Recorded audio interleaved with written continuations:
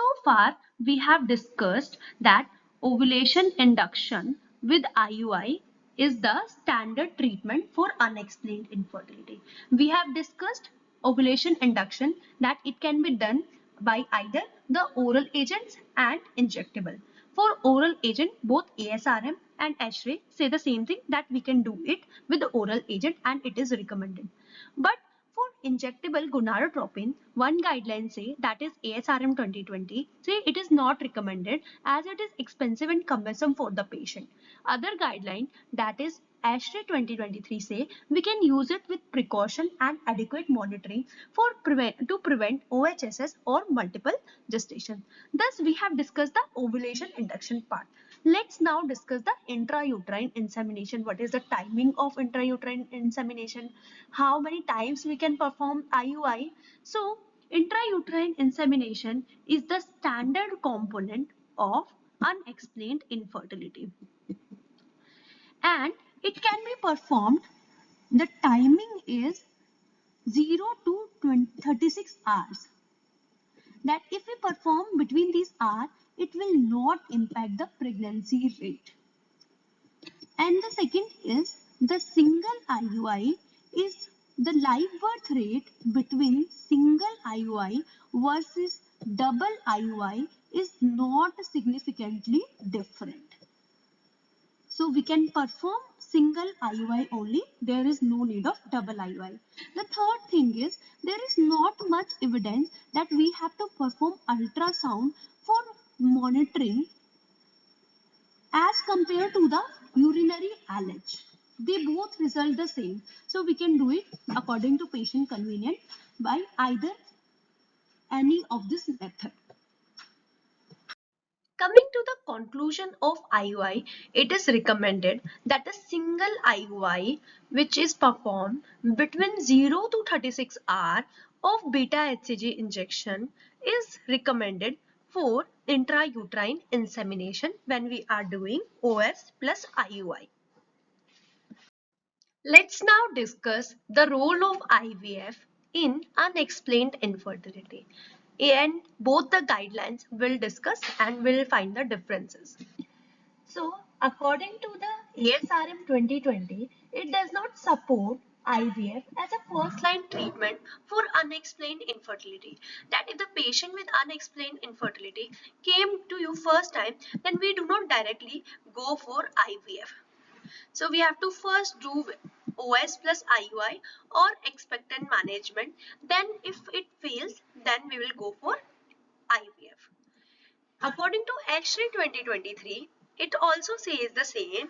It is not recommended over IUI with ovarian stimulation in unexplained infertility. So basically, these two, both the guidelines are same. That is, IVF is not a first line treatment and it is not recommended over IUI and ovarian stimulation. As we have discussed in the previous slide that IVF is not the first line of management of unexplained infertility. First we have to do OS plus IUI. Then if it is failed, then we will go to the IVF.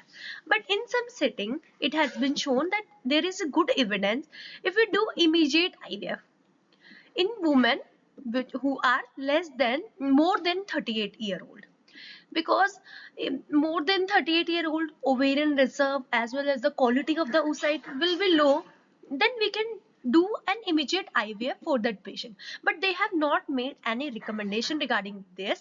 They have only mentioned that it is good evidence that immediate IVF lead to higher pregnancy rate and shorter time to pregnancy, because these people are at the edge of low ovum quality and low ovarian reserve. So they have mentioned that in this patient, if we do immediate IVF, it will lead to shorter time to pregnancy and higher pregnancy rate as compared to the standard, that is OS plus IUI.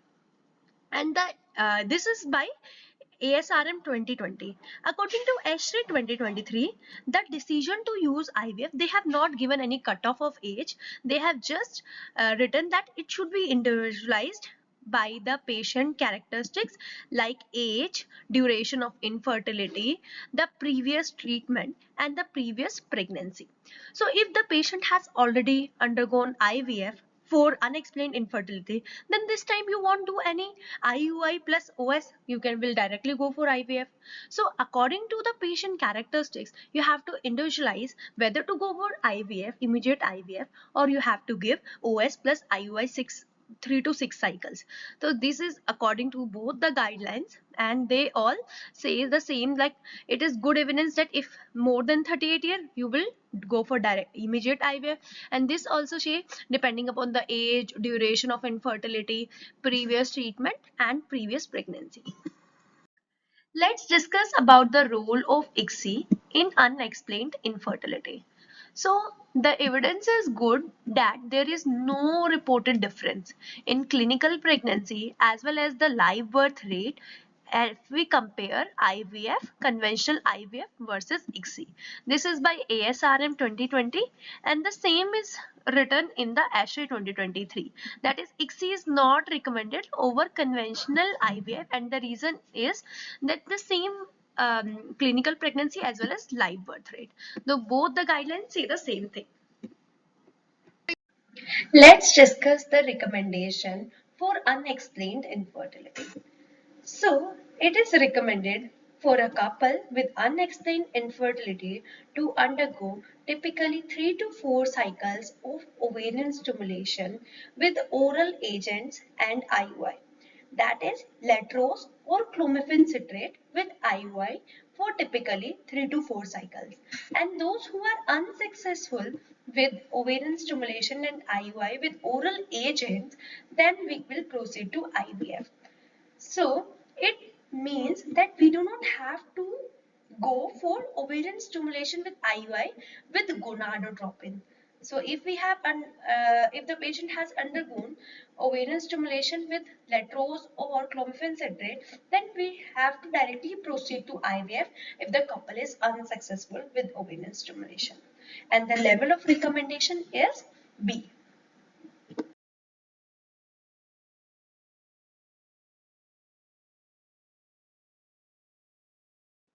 Coming to the conclusion, according to ASRM 2020, there is no role of gonadotropin for ovarian stimulation with or without IUI. But in ESHRE 2023, it has been mentioned that you can give low dose gonadotropin with IUI, but we have to monitor the cycle very strictly for OHSS and multiple pregnancy risk. The second is the strategy is that if a patient came with unexplained infertility, we have to give 3 cycles of clomiphene citrate IUI. Then we have to immediately go for IVF without intervening gonadotropin IUI. So if the patient fails with clomiphene citrate and IUI, you do not have to give gonadotropin low dose with IUI. You have to directly proceed to IVF. Why is it so? The reason is shorter time to pregnancy and also seen cost effective as compared to the other strategy. So these all are recommended by ASRM. Let's discuss various mechanical surgical procedure and their recommendation according to ESHRE 2023, as ASRM 2020 has not mentioned it in their article. So the first recommendation is regarding hysteroscopy. If unexplained infertility patient came to you and USG was normal, so we do not have to proceed for hysteroscopy to detect any abnormality, as the ultrasound is normal, so it is not recommended. So let's read this. So if the intrauterine abnormality is not seen on routine imaging, then hysteroscopy for detection and the possible correction is not recommended. This is given by ESHRE 2023. Let's discuss the recommendation given for tubal flushing in ESHRE 2023. Tubal flushing, which is also known as HSD, which can be done either by oil-soluble contrast medium or water-soluble contrast medium. And according to this guideline, oil-soluble contrast medium is more preferable as compared to the water-soluble contrast medium because it results in increased live birth rate and pregnancy rate. But the risk is more in oil soluble contrast as compared to the water soluble contrast. So what we have to do, we have to discuss with the patient about the risk and benefit, and then we'll proceed to the method, either water soluble contrast or oil soluble contrast. Let's discuss the role of endometrial injury or scratching. Endometrial injury or scratching, it is done to facilitate the embryo implantation and increase the receptibility of endometrium by its inflammatory and immunological responses. But it is not recommended for unexplained infertility because there is not much evidence of its benefit for increase in the implantation rate or live birth rate. Let's discuss the role of adjuvant therapeutic approaches according to ESHRE 2023 and their recommendation. So, adjuvant oral antioxidant for women as well as for male is not recommended as there is not much evidence for its benefit. Inositol supplementation in women is not recommended as there is not much benefit data available right now to recommend this. Second is psychological support or psychotherapy is recommended when it is required for the patient. Third is the healthy lifestyle, regular exercise, behavior therapy is recommended when it is necessary for the patient. So these all are recommendation by ESHRE 2023.